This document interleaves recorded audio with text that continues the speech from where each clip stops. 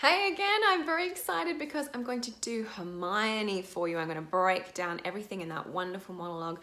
Sir, spare your threats, the bug which you would fright me with, I seek. Oh, it's so good. I highly recommend, if you can, get your hands on a screen version. If you can find one, it's very, very helpful. It will give you a bit of a sense of the world. It's a really interesting world that sometimes gets moved in different periods. It's very interesting and complex. You don't have to think about that too much if you're doing that for an audition monologue, but you do have to think about what's just happened to Hermione. This is what's happened. Leontes, her husband, so she's the queen.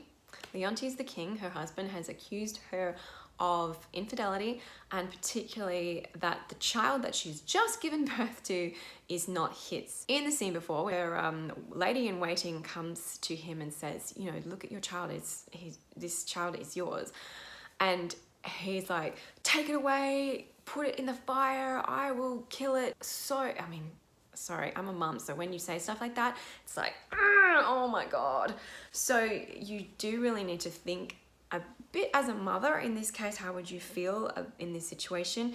So I'm going to break it down for you line by line and talk about how the context all kind of weaves in and how to handle the acting side of it, which is challenging in itself. So she starts with, Sir, spare your threats. That's because he's just said to her, look for no less than death. It's a half line and she comes in straight away to say, Sir, spare your threats. What she's saying there is pretty much just a shutdown. It's good to note that this is not the first time she's talked. He says to everybody, okay, I just want to prove that I'm not being a tyrant, because people are like, you're being a tyrant. And he's like, well, I'm going to prove I'm not. I'm going to put her on trial. So he kind of gets her in this room in front of all the nobles and blah-de-blah and asks her, okay, admit it, you were unfaithful. And she says, no, I wasn't. A number of times she clearly states, no, I wasn't. And he's like trying to get it out of her. And this is the point that he's got to. He's like, well, you've got to admit, you know, you're gonna be put to death. He's got, I think, a weird sense of guilt. And so that this is really interesting dynamic. So you really, in preparation for this, need to have a clear picture in your mind about your husband, who you are talking to. It's less about the other people in the room, though there are other people in the room. It's more about what is your relationship to your husband, what was it, and what is it now. Throughout the beginning of the play, it looks like they have this beautiful relationship. And what's really interesting about this play is that Leontes, unlike Othello, who has Iago whispering in his ear and setting stuff up for him, Leontes is an example where the jealousy kind of comes out of nowhere.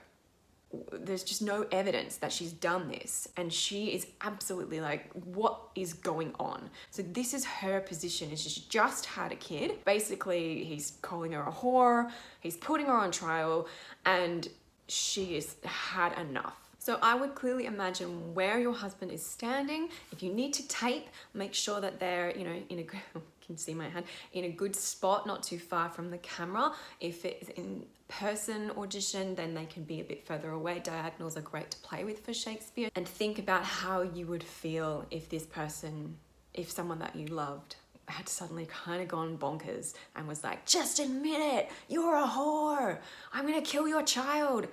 Oh my God, right? So she says, Sir, spare your threats. The bug which you would fright me with, I seek. So she's saying, this thing that you're waving at me to scare me, I'm looking for it. And she's talking about death. So she's like, you know what?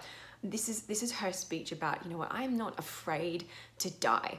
Because, and this is what she goes on to say, she says, to me can life be no commodity. So life doesn't really mean anything to me now. You can't hold it up as a prize. And she explains why. The crown and comfort of my life, your favor I do give lost, for I do feel it gone, but know not how it went. Oh, I'm already like connecting to character. I'm so sorry, how embarrassing. She's talking about your favor just means that your love, your consideration, your affection, everything that we had together was the crown and comfort of my life, being like the best thing, the peak of my life.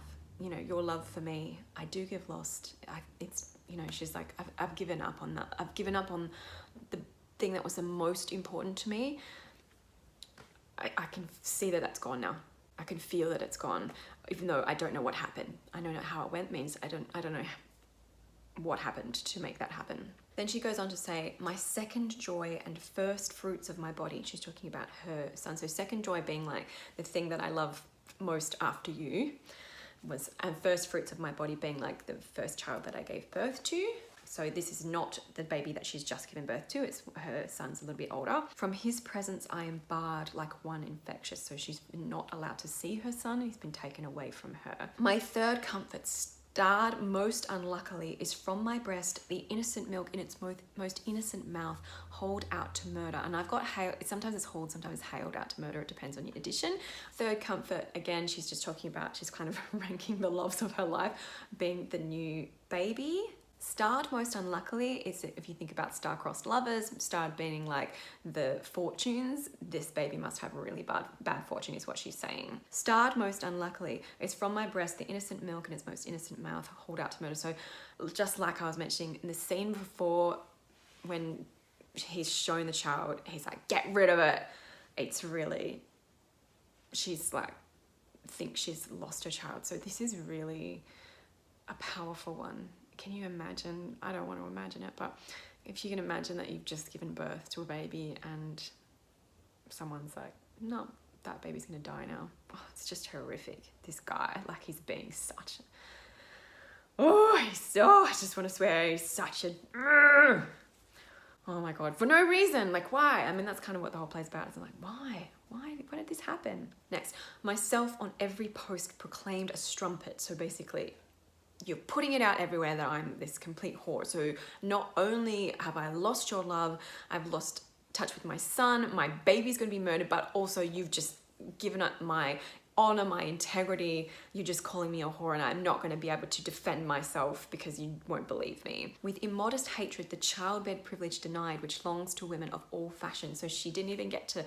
keep her baby with her and stay and have the cuddle time when her baby was born, and was just taken away from her straight away. And when she says which longs to women of all fashion, she's talking, it's short for belongs. That means it belongs to all women everywhere and it doesn't matter, you know, your class. Hurried here to this place in the open air before I have got strength of limit. She's basically saying, you just did all this stuff to me. I've just had a baby and you have brought me out here. She's saying in the open air is basically, they kind of thought that like fresh air was like a bad thing. She's basically saying that you should have left me to recover after having a baby. For modest hatred being like just completely unreasonable, a horrible thing for you to do. You have brought me here on trial, not caring about my health, not caring about me at all, before I even have enough strength to hold myself up. So this is a big clue as to how to play this monologue, and it becomes very important around about here. So all the way through this scene, she's been pretty well spoken. She's kept herself together. She's been very straight and on message. I didn't do anything. I respected you. I respect myself. I am here to, you know, uphold my honor. But she's just had a baby and she is exhausted. She's probably been working on adrenaline to keep her together. She's probably extremely focused. That clarity that comes when a terrible thing is happening. This is that terrible thing. This monologue is the point where she just kind of loses it. Play with different levels of her kind of losing it. You don't want her to be, she's so clear. So she's not losing it in the sense of, she's like, I can't believe you're doing this. What she's doing, she's losing it in the sense of that she's not worried about ceremony anymore. She's not worried about whether, you know, people are going to go, oh, you know, she's so honorable and, you know, she had so much integrity, kept it together. She's like, I don't even care about that anymore. I'm just going to tell you what I think. And this is what I think. You have done something terrible to me. Now, like what I was just doing then, you're not going to be like, you've done something terrible to me. You know, it doesn't have to be big, but it's gutsy and it's powerful. This is a guts connected monologue. You need to be in your body. So you need to ground yourself before you do it. And you need to make sure you're connected to breath, make sure you've done a really good vocal warm-up. And in your rehearsal, start to play with, do you want to start really big and then bring it down? How much do you feel like you're going to be quite loud at times or not? You need to experiment with those things. And just keep in mind with Shakespeare, it can be a really big mistake that people make in these types of monologues.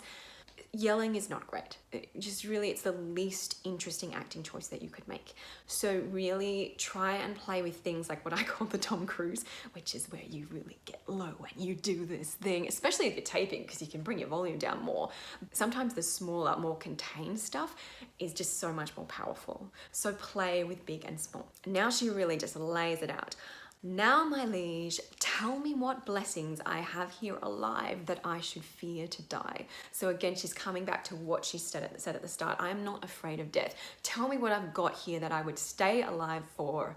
Why would I even be afraid of death? Therefore, proceed. So she's just saying, go ahead. But yet, hear this. Mistake me not. No life, I prize it not a straw, but for mine honour, I would free, if I shall be condemned upon surmises, all proof sleeping else, but what your jealousy is awake, I tell you 'tis rigor and not law. So what that is, let me break down what it means. So I kind of ran that all together because it actually does go all together. There's not really any way to separate that section. So she says, go ahead, but listen, make no mistake, I don't care about life, but I care about my honor, which I would like to free. She says that she means clear her name. If I'm going to be put to death based on, your random accusation and all proof sleeping else but what your jealousies awake, so no evidence except what your jealousy has created in your brain, I tell you 'tis rigor and not law. And this is her again, just referring back to actually, I think what Leontes fear is that he's being a tyrant and he's got no reason and he's just kind of being mad. She's saying this is just you being tyrannous. It's not lawful. Interestingly, that I think you really need to think about objective. You can kind of get carried away with it and just be like, well, you know what, just put me to death. But what's her objective there? Does she really want them to put her to death? Or is she giving him a massive guilt trip and a little bit of a bollocking? At the end there, she's really driving it home. You are being a tyrant. This is not okay. Don't pretend that this is really lawful and that you're really doing the whole trial thing. It's just you deciding because you're jealous for some random reason. Again, thinking about how does she feel about him at this time? Is she saying that with that level of love to it still, or is she completely shut off her love for this guy? I think that's a really interesting thing to play with as an actor. So she finishes by saying, your honours all, I do refer me to the oracle, Apollo be my judge. Then that opens out to everyone. So your honours also, everyone that's sort of on, there as part of the trial. She's saying, I think this needs to be put to God and not this guy. Refer me to the oracle kind of means like you need to go and speak to the oracle and see what God says about it, which is so it has a whole Greek theatre kind of thing going on in Winchester, which is very interesting. But that's her going, we can't trust this guy. We need to refer to a higher power because this guy's gone bonkers. So very powerful stuff. It's such a powerful monologue. If you do have a go at it and you do a tape or anything, please link it below. I'd love to have a look at it. Think about all those big character things about how you feel about your husband, about how big and small it's going to be, all those kinds of things are really important. And of course, let me know if you have any other monologues that you would like me to look at. Good luck with your audition and I'll see you next time.